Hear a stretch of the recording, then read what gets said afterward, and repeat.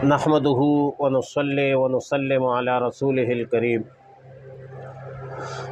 أما بعد فأعوذ بالله من الشيطان الرجيم بسم الله الرحمن الرحيم ولما بلغ أشده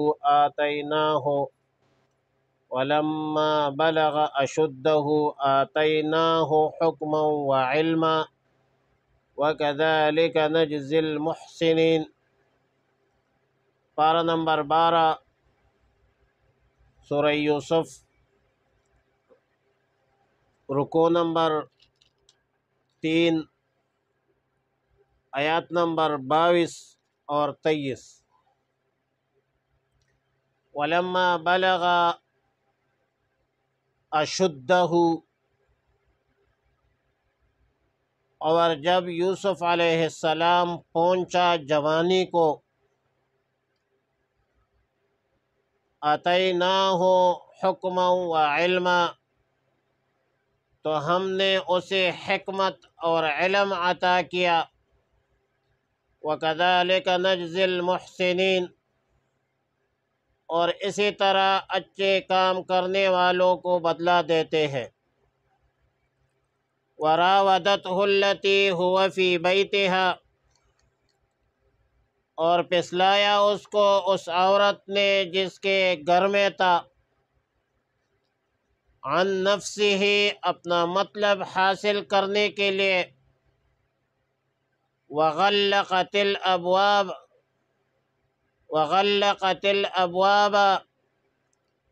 اور دروازے بند کر دیے، وقالت حیت لک، اور کہنے لگی آ جاؤ، میں تمہیں سے کہہ رہی ہوں۔ قال معاذ اللہ، یوسف علیہ السلام نے فرمایا کہ میں اللہ کی پناہ مانگتا ہوں۔ انہ ربی، بے شک عزیز مصر میرا مالک ہے، احسن مثوایا، مجھے اچھی طرح رکھا ہے، یا میرے لیے اچھا ٹھکانہ بنایا ہے۔ انہ لا یفلح الظالمون، بے شک فلاح نہیں پاتے ظلم کرنے والے، ظالمین کبھی بھی فلاح اور نجات نہیں پائیں گے۔ آیات مذکورہ آیات نمبر 22 میں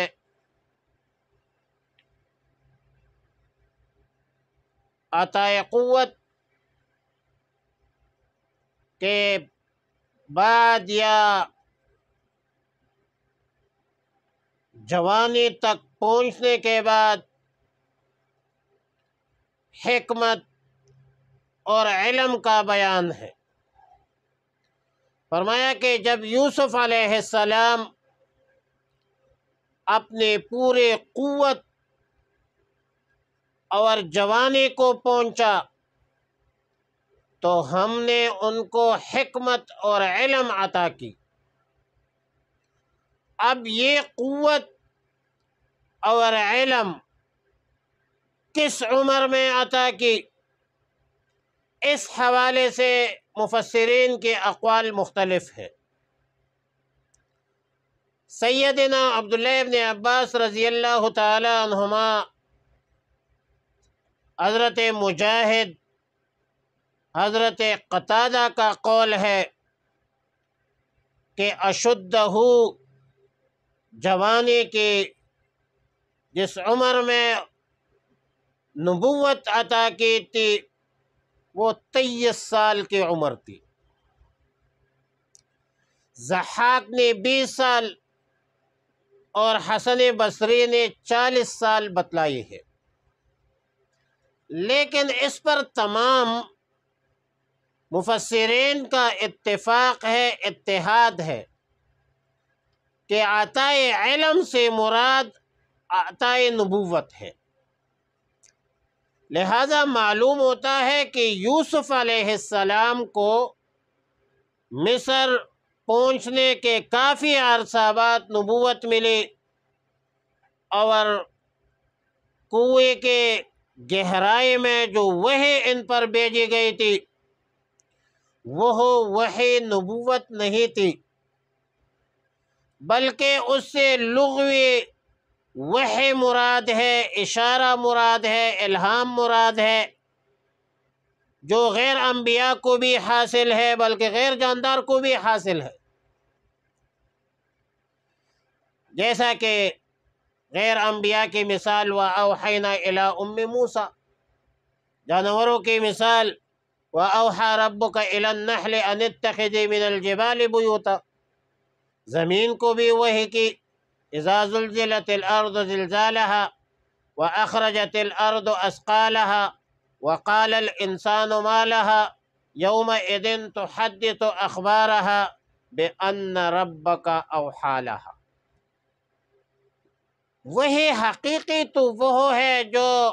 اللہ کی طرف سے بواسطے جبریل امین انبیاء علیہم السلام کو ہوتی ہے، وہ وہی حقیقی ہے۔ اس کے علاوہ جتنی وحی کے انواع ہے، اقسام ہے، یا غیر انبیاء کے لیے جو وحی کا لفظ استعمال ہوا ہے، کسی دوسرے جانداروں کے لیے استعمال ہوا ہے یا غیر جانداروں کے لیے استعمال ہوا ہے، تو اس سے مراد وہ وہی مراد نہیں ہوتی،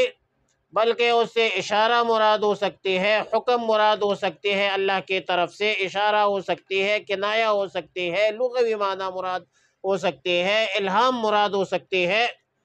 اور اللہ تعالیٰ نے فرمایا کہ وَكَذَلِكَ نَجْزِي الْمُحْسِنِينَ، اور اسی طرح ہم بدلہ دیا کرتے ہیں نیک کام کرنے والوں کو۔ مطلب یہ ہے کہ ہلاکت سے نجات دلا کر حکومت تک، عزت تک پہنچایا، یہ یوسف علیہ السلام کی نیک نیتی، نیک چلنی، خدا ترسی کا نتیجہ تھا۔ اب یہ نیت کی اخلاص، نیک نیتی، ایک بندے کی نیت صاف ہے، نیک چلن ہے، خدا ترس ہے، وہ کوئی بھی ہے، وہ کوئی بھی ہے، مرد ہے، عورت ہے، بڑا ہے، چھوٹا ہے، عالم ہے، جاہل ہے، سب کے لیے اللہ کا یہ ضابطہ ہے، سب کے لیے اللہ کا یہ قانون ہے، اور ان کے لیے ایسے انعامات کا اعلان ہے اللہ کے طرف سے وَكَذَلِكَ نَجْزِي الْمُحْسِنِينَ۔ اور میں کہتا ہوں، امیر زمان کہتا ہوں کہ صدقت یا رب العالمین، میرے پروردگار آپ نے سچ فرمایا ہے، یا رب العالمین آپ سچے ہیں، آپ کا قول سچا ہے، آپ کا وعدہ سچا ہے، اور یہ میرا ایمان بھی ہے اور میرا مشاہدہ بھی ہے کہ جو بندہ نیک نیت ہو، نیک چلن ہو، خدا ترس ہو، اللہ رب العالمین ان کو ذلیل نہیں کرتے۔ جو نیک نیت لوگوں کو، نیک چلن لوگوں کو، خدا ترس لوگوں کو، خدائی خدمتگاروں کو ذلیل کرنے کی کوشش کرتے ہیں، اللہ ان کو ذلیل کرتے ہیں۔ ہم نے دیکھا ہے وہ بت توڑ دی جاتی ہے، جن میں ہو جاتا ہے انداز خدائی پیدا۔ آیات نمبر 23 میں یہ ہے کہ جس عورت کے گھر میں یوسف علیہ السلام رہتے تھے، وہ عورت یوسف علیہ السلام کی گرویدہ ہو گئی، یوسف علیہ السلام پر مفتون ہو گئی، اور اپنا مطلب نکالنے کے لیے یوسف علیہ السلام کو پسلانے کی کوشش کی، گھر کے سارے دروازے بند کر دیے، اور کہنے لگی کہ جلدی آ جاؤ، میں تمہیں ہی کہتی ہوں۔ ظاہر ہے یہ تو عزیز مصر کی بیوی تھی، لیکن قرآن نے زوجہ عزیز نہیں کہا، اس مختصر لفظ کو چھوڑ کر ایک لمبا جملہ لایا کہ التی هو فی بیتہا، ان الفاظ کے اختیار کرنے میں اشارہ اس طرف ہے کہ یوسف علیہ السلام کی مشکلات میں اس بات نے مزید مشکلات پیدا کر دی، اس بات نے مزید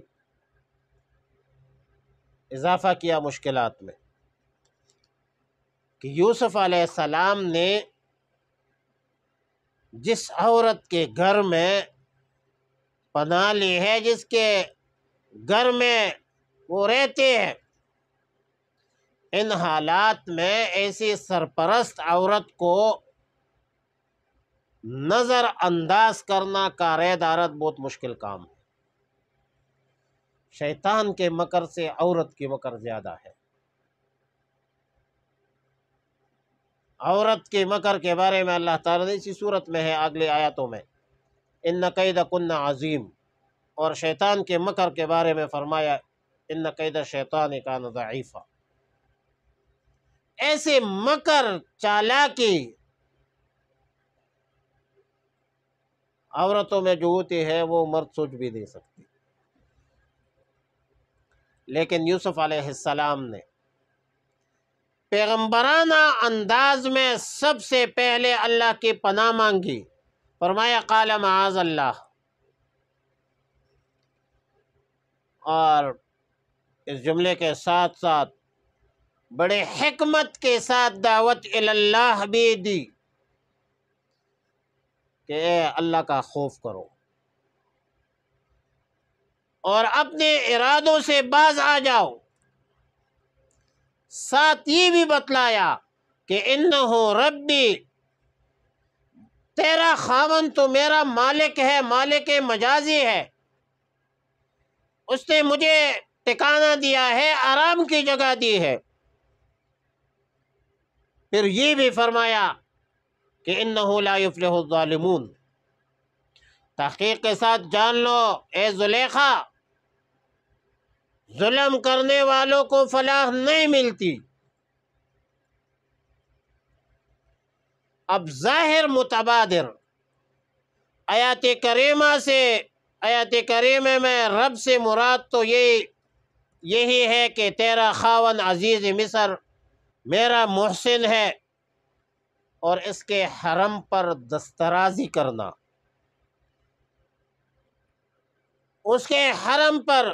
دست اندازی کرنا، ہاتھ ڈالنا، یوسف علیہ السلام نے فرمایا اس کو میں تو ظلم متصور کرتا ہوں۔ زلیخا کو یہ سبق دیا کہ میں چند دنوں سے اس محل میں رہتا ہوں، لیکن میں عزیز مصر سے بے وفائی کے حوالے سے سوچ بھی نہیں سکتا، نہیں ہو سکتی مجھ سے بے وفائی، نہیں ہو سکتی مجھ سے احسان فراموشی۔ اور آپ بھی تو ایک عرصے سے رہ رہی ہو، کیا ہو گیا تمہیں اے زلیخا، تم بے وفائی اور خیانت پر اتر آئے ہو؟ اور اس سے ایک بات یہ معلوم ہوئی کہ احسان فراموشی، خیانت، یہ ہر زمانے میں، ہر وقت اللہ کے نزدیک ایک مذموم عمل ہے، بدترین عمل ہے۔ اور پھر آیات مذکورہ میں یوسف علیہ السلام نے عزیز مصر کے لیے رب کا استعمال فرمایا، حالانکہ رب کا استعمال ما سوی اللہ جائز نہیں ہے۔ وجہ یہ ہے کہ یہ الفاظ موہم شرک ہے، مشرکین کے ساتھ مشابہت پیدا کرنے کا ذریعہ ہے، لہذا شریعت مطہرہ میں، شریعت محمدیہ میں ایسے الفاظ کا استعمال ممنوع ہے۔ مسلم شریف کی روایت ہے کہ کوئی غلام اپنے آقا کو رب نہ کہے اور کوئی آقا اپنے غلام کو بندہ نہ کہے، لہذا شریعت مطہرہ، شریعت محمدیہ میں اس طرح کے الفاظ کا استعمال اللہ کے بغیر کسی غیر کے لیے درست نہیں ہوگی۔ بعض مفسرین کا قول ہے کہ انہو رب میں ضمیر منصوب عزیز مصر کی طرف راجع نہیں ہے، بلکہ یہ اللہ کی طرف راجع ہے، اور مطلب یہ ہے کہ اللہ میرا رب ہے، اللہ نے مجھے اچھا ٹھکانہ دیا، میں کیسے اللہ کی نافرمانی کر سکتا ہوں؟ اور اس تفسیر کے مطابق کوئی اشکال پھر باقی نہیں رہے گا۔ لیکن اگر انہو کی ضمیر عزیز مصر کی طرف راجع ہے تو رب بمعنی مالک ہے، مستحق ہے، صاحب کا ہوتا ہے، قضا ذکرہ فی القاموس۔ لیکن شریعت مطہرہ میں لفظ رب غیر اللہ کے لیے استعمال کرنا یہ منع ہے۔ بعض مفسرین خاص کر سدی اور ابن اسحاق کا قول ہے کہ اس خلوت میں جب پورے گھر میں، محل میں دروازے بند ہو گئے اور صرف یوسف علیہ السلام اور زلیخا تھی، تو اس خلوت کے ماحول میں یوسف علیہ السلام کو اپنی طرف مائل کرنے کے واسطے زلیخا نے یوسف علیہ السلام کی حسن و جمال کی تعریف شروع کی، اور جب کہا کہ یوسف تمہارے بال کس قدر حسین ہے، تو یوسف علیہ السلام نے فرمایا کہ یہ بال موت کے بعد سب سے پہلے میرے جسم سے علیحدہ ہوں گے۔ پھر کہا زلیخا نے کہ تمہاری آنکھیں کتنی خوبصورت ہے، کتنی حسین ہے، تو یوسف علیہ السلام نے فرمایا کہ موت کے بعد یہ آنکھیں یہ سب پانی ہو کر میرے چہرے پر بہہ جائیں گے۔ پھر زلیخا نے کہا تمہارا چہرہ کتنا حسین ہے۔ یوسف علیہ السلام نے فرمایا یہ سب مٹی کی غذا ہے۔ اس میں امت مسلمہ کے لیے، خاص کر نوجوانوں کے لیے درس عبرت یہ ہے کہ ایسے فتنوں کے موقع پر جب آپ پنس جائے تو اپنے اعصاب پر، اپنے دل اور دماغ پر فکر آخرت مسلط کرو۔ دنیا کی ساری ناجائز لذتیں یہ وقتی ہے، تباہی ہے، بربادی ہے، بدنامی ہے۔ اگر دل اور دماغ میں اللہ کا خوف ہے، خوف آخرت ہے، جو دنیا کی کوئی طاقت آپ کو گمراہ نہیں کر سکتی۔ ایک انسان تب گمراہ ہوتا ہے، تب لالچی بنتا ہے، تب بے حیا بنتا ہے، بلکہ تب بے غیرت بنتا ہے جب دل و دماغ سے اللہ کے خوف نکل جائے، خوف آخرت نکل جائے۔ اللہ تعالیٰ سے دعا ہے کہ ہمیں اور ہمارے اولاد و تلامذہ کو آخرت کی فکر اور خوف خداوندی مقدر فرما دے، نصیب فرما دے۔ وآخر دعوایا ان الحمد للہ رب العالمین۔